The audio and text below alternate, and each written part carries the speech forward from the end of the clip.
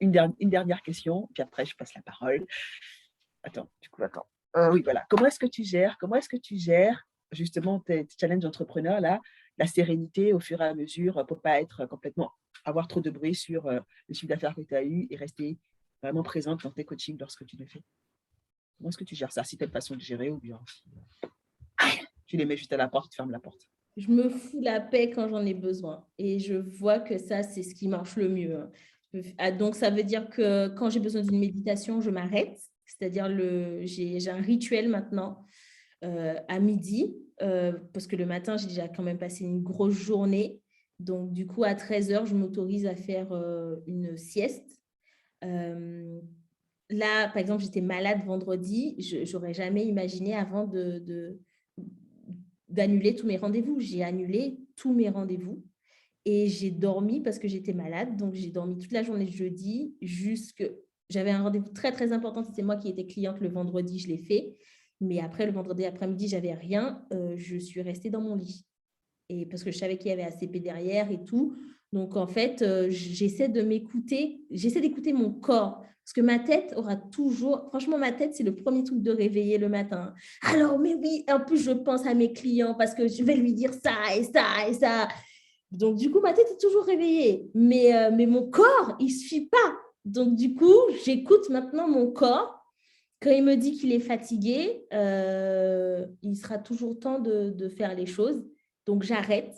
Et surtout, par exemple, là, ce matin, j'accepte d'aller moins vite sur les choses qui sont moins faciles pour moi. Par exemple, la gestion administrative, c'est vraiment des choses qui me mettent dans des états de stress énormes.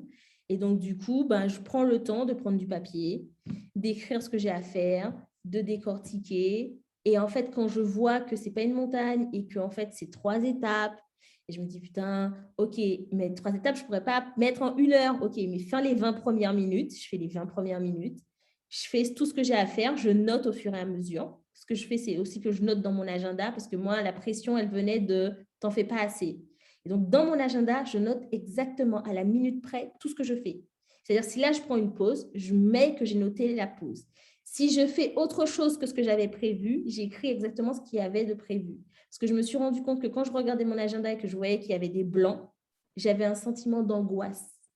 Et donc, du coup, le fait de noter, ça me permet aussi de revenir dans la semaine.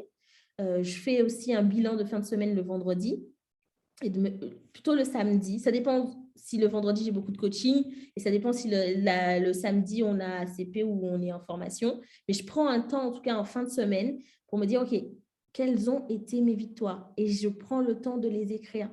OK, il y a ça qui s'est passé commercialement, mais il y a aussi ça que j'ai appris, il y a ça que j'ai fait. Et je prends le temps de me féliciter de j'ai avancé, en fait.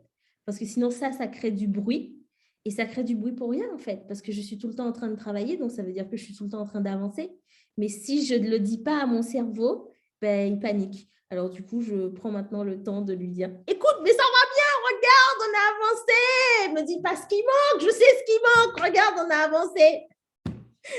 Donc, c'est un travail que je fais avec mes clients, mais c'est un travail que je fais avec moi-même aussi. Vas-y, Christelle.